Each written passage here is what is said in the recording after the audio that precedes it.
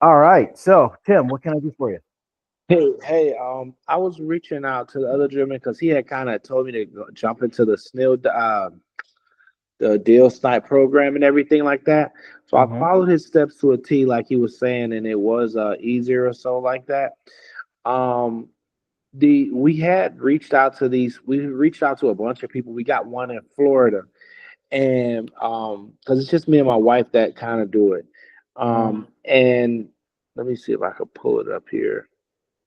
Basically, we sent that letter that says, "I hope all is well. We're enthused about the opportunity." So we sent everything to her, and she was like, "Let's discuss. Let me discuss what time you can. Can you chat now?" And me and my wife, we sent this letter out, but we didn't kind of know what to say. So that's kind of where we left it at. And I told her I was going to give her a call back today. So I kind of wanted to know like what to say. I have the address if you want it. No, no, don't give me the address because it's gonna go on YouTube, and I don't want anybody to snake your deal. If they watch Okay. the video, then I'm basically underwriting the deal for them. They can go behind you, and you know what I mean. Okay. Okay. So that's why I'm actually pulling another address right now. This is just a random one, so I can kind of show you what's going to be said, what's everyone going to go over. Okay. So, just to recap, excuse me, you have a phone call with a realtor about an offer from Deal Sniper that you sent out, correct? Correct. All right. And when did you send the offer out? I sent it out on Thursday. Okay. So, does the offer have, because it maybe it does, maybe it doesn't, since we just implemented this change, did your offer have the term length on there?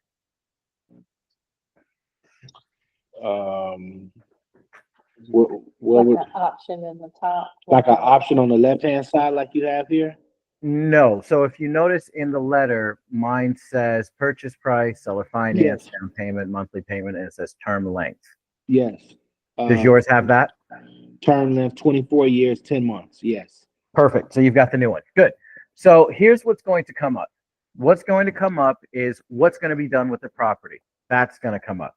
And the simple answer is your investor, your buyer, whatever terminology you want to use, they're going to put a tenant in the property for cash flow. That's the answer to that question. So, what are you guys planning on doing with the property? Well, we're going to wholesale it to one of our investors, and our investor's plan is to put a tenant in there for cash flow. Cool. The next one. What interest rate is the monthly payment at? It's at 0% interest. And here's why. And the answer should always say because. It should always have because in it. There's been a lot of studies that show that if you say because and then give your explanation, as long as the explanation is reasonable and makes sense, then people are much higher to just go along with it. Yes, it's at 0% interest because we figured what the amount of money the seller would have received had we put an interest rate on there. We calculated that and then just added it to the purchase price. That's why we offered you more than what you were asking for on the property. So you're still getting that interest. We're just giving it to you on top of the purchase price instead of monthly. Okay. The next thing that'll come up, balloon. So they see that it's a 24-year term. They're probably going to want that paid off sooner. What was the total purchase price of your deal that you're going to get on the phone and talk about? This thing is $902,000, and Ooh, you went way up there, didn't you? yeah, it says the seller financial amount is 838.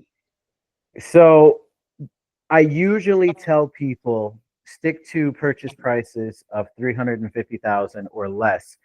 And one of the reasons why I tell people to do that is because of the balloon that's necessary. The higher the purchase price, the longer the balloon needs to be. I mean, you're close to $1 million in your purchase price. This has to be at least a 15-year balloon, at least, and it should really be a 20. Okay. What's your cash on cash return for this one? Let me see here. Did you guys put it in the calculator, the deal machine calculator, not the deal sniper calculator? I don't know what that is. That's the one that's on the side right there. No, no, the deal machine calculator is this one right here. No, I never seen this before. Okay. So I'm going to send you a couple of links so you can watch the videos because they're very important. This deal machine calculator is very important for underwriting your deal so that you can negotiate with a realtor, because it'll tell you what your maximum amount for your down payment and your maximum amount for your monthly payment, including realtor commissions. It'll calculate all that for you. So do you have the numbers for what you offered the seller or the realtor? And that I just copied and pasted what I had there. So it says 902,000 seller Okay, finance from hold on. 902,000 for right. the purchase price. What's the seller finance amount? 838, Okay, 838, 860. 838, 860. Okay, so you got to clean up your numbers, but that's all right. What did you give for a down payment? 63,140. Okay, and then what is the estimated rent? Monthly payment 2,800. No. The estimated rent. Oh, it don't say. It says monthly payment. So if you look right here, it says monthly payment, and then right above it, it says estimated rent. Let me get my laptop really quick. It says the estimated rent is 6560. Okay. So then what are the taxes and the insurance? The taxes is $10,804.73. All right. And And the the insurance? insurance is $3,440. $3,444. Okay. And you have the monthly payment going to the seller at $2,820? Yes. Okay. All right. So what was your question about the deal? I guess I'm trying to, position it like this is my first time kind of using this here. So like I've never done anything like this. So I guess when I talk to the person, like, certain things that they're gonna ask, like, like because I noticed on here it says that both of us could get paid or something like that, I believe, or something like that. There's a way that they can get paid or so like that. And I noticed that the assignment fee is like at 27,000 or so like that. So is that something that I have to pay them, or how does that work? Is that something that's out the deal? I don't really understand it, if that makes Okay. sense. So here's the situation. Essentially, which is this your first time wholesaling? No, I just never did it like this, to be honest with you. Like usually we do like when we've done it in the past, Mm-hmm. we run the comps and everything like that. It's probably the older way. We run the comps and everything like that, and then all of a sudden we come up with a number, we come up with an assignment fee, and then boom, that's it. This here is a little bit different for me, to be honest with you. Okay. So essentially, and once you see the whole picture, it'll make totally much more sense. Right. When you did cash deals, you would have your MAO. Let's say your MAO was 50 grand, right? You get it for 50 grand or less, and then you sell it to an investor for like 60, right? Right. That's essentially a cash deal. Mhm. This is the exact same thing. We're getting this property for $902,000 under contract, but we're selling it to the investor for $912,000. And the reason it's 912 is because I have a $10,000 assignment fee in there. So we're still doing that. The only difference is that instead of the investor coming to the closing table with $912,000, they only have to come to the closing table with $91,000. And of that $91,000, $18,000 is closing costs for title, escrow, taxes, fees, that kind of stuff. And $73,000 is the down payment and the assignment. $63,140 to the seller and $10,000 to you equals $73,140, which is that right there. So you're still getting paid the exact same way. You're getting it for one price, you're selling it for more, and you get the difference. The only difference is that you're adding it to the down payment and the total purchase price instead of just the purchase price. That's all. So, okay, so that part makes sense. So this here says their assignment fee is 27,000. That's the number you have to play with or so like that. So here's when it comes to that. There's a couple of things that you need to keep in mind, and you need to watch the standard operating procedure for seller finance deals, and it'll help fill in some of the gaps. But just to give you the short version, we need to make sure that the down payment, meaning the cash to seller, is no more than 10% of the total purchase price. So in this case, you could have offered 90, but we offered 63. So that's good. We don't have any realtor commissions in here yet. That's good. So that means that when I go to the deal and look at it for the buyer's standpoint, now this page is all for the buyer. This is what it looks like for them. So for them, their total entry fee percentage is 10%. That's amazing because we want to keep this number under 15%. We never want to go higher than 20% for this number. So having your number, your entry fee percentage at 10%, that's really good. We also need to make sure that we have a cash on cash return of at least 10%. Now that's for medium tier, 350,000 and below properties. But for this one, 20.6%, that's really good. Now, let's say I wanted to change the assignment fee. This is me making 10. What if I wanted to make 20? That's raising the purchase price another $10,000 for the buyer. Now we're at 11%, which is still good. It's lower than 15, so that's good. But our cash on cash return did drop. It dropped to 18.54. Still a great deal. What if I wanted to go higher? What if I wanted to go 30,000? So again, we're raising the purchase price. We went up another percentage, give or take, for the entry fee. So we're at 12, still good. But our cash on cash return is steadily dropping. Now, for a property of this price, I would say this needs to be in between 15 and 20, closer to 20. So I would probably stick to the $20,000 range just to make the deal very attractive for an investor. I would say about 20 grand is ideal. Okay. Does that make sense? Yes, yes. Awesome. And how much would the realtor get paid? Now, that's another thing. Let's talk about the realtor fee. The realtor fee, usually we can add up to 3% of the total purchase price to cover realtor fees. So in this situation, 3% of this total purchase price is $27,000, give or take. So just like upping our assignment fee, now if I go over to here, we still have a $922,000 purchase price, but our entry fee percentage just jumped up to 14% because we added another. That's the $27,000 that needs to be paid by the buyer.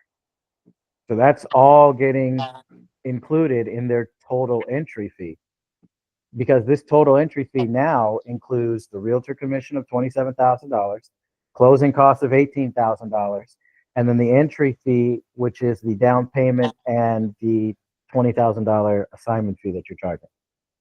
So now, if this had realtor commission in it, I may want to consider backing this back down to 10,000, just to make sure that the deal stays attractive to the investor. I mean, look at our cash on cash return has dropped.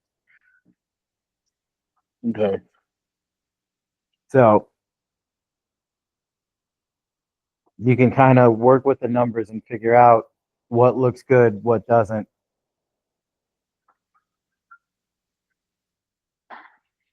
Yeah, I guess I got to figure out how to learn how to use this here.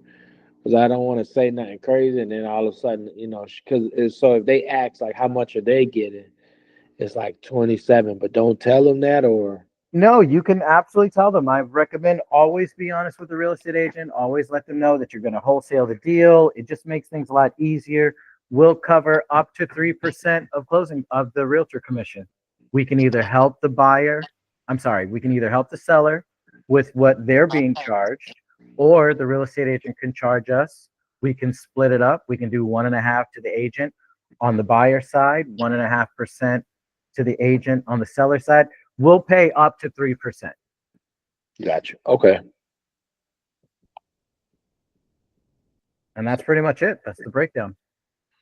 You got any questions? So in case you were curious what the deal looks like maxed out, because the other thing that a realtor may want to talk about is the down payment. So the most that we can give on a down payment is going to be what? That's 63,000. The highest that we can give them on a down payment is 10%. 10%. 10% of the purchase price. So that's $90,000. Okay. So actually that's $90,002. So if I take the purchase price and subtract $90,200, then I'm going to change the loan amount.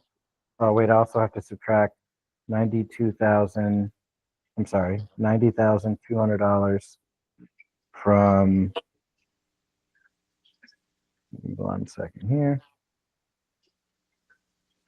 Okay, so that leaves me with a seller finance amount of $811,800. I'm going to change this to $90,200.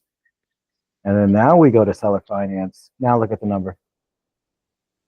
Because now, look at this. We're past 15%. And then we've got a cash on cash return of less than 13%. So that's what the deal looks maxed out. So you want to make sure, I mean, you try not to go any higher if they want more of a down payment. I think 65, maybe 70,000 is going to be the most that you're going to be able to do. And monthly payment, to be perfectly honest with you, I would have been more comfortable with like 2,500. I mean, you guys are going by the calculator, so it's fine. Like, that's absolutely fine. But 2,500 would be better. But the only other thing, you can't do any less than a 15-year balloon on this one. You just can't. Okay. And for the future reference, rule of thumb, right? Because this is us, like, going in last week, Thursday, and just kind of trying to figure this app out.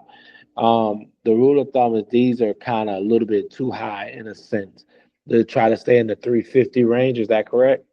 Yeah, and what I would really suggest, especially if you guys are newer to this side of wholesaling, go to the video library channel, go through the Deal Sniper 101 playlist, and just watch all those videos. Every question you could ever have will be answered in those videos. Okay, okay. And do you guys have somebody like as a one time to kind of go on the call with that person? Like this person here. This is going to be our first time. I was going to tell I'm gonna call her today around 2 or 3 or maybe 4 or whenever she's available. Do you guys have someone there that can kind of help with this one so we can kind of see how it goes? We have something for after the call, because we can't predict what the real estate agent's going to say. So I gave you just now the basics of what they're going to want to talk about. Okay. As far as anything after that, you can do one of two things. You can either take notes on the questions that you had or that they had that you didn't have the answer to, and you just let them know, hey, you know what? I don't know. Let me find out from my partner. Give me 15 minutes. I'll let you know. And then you just ask me in the main chat. Okay. Okay. And the only reason why is because I'm the only person in the Discord that's doing the teaching, the training, and all that. And if I mean, there's 500 of you guys in there. So if I jumped on a phone call with every single member their first time, I would never have time to do anything else. I got you. I got you. That makes sense. So I'll see what they say, and then I'll reach out to you in the chat. That's what's up. All right. Thank you so much, Sean. I appreciate it. Not a problem. Good luck. I'll talk to you later. All right. Talk to you later. See ya.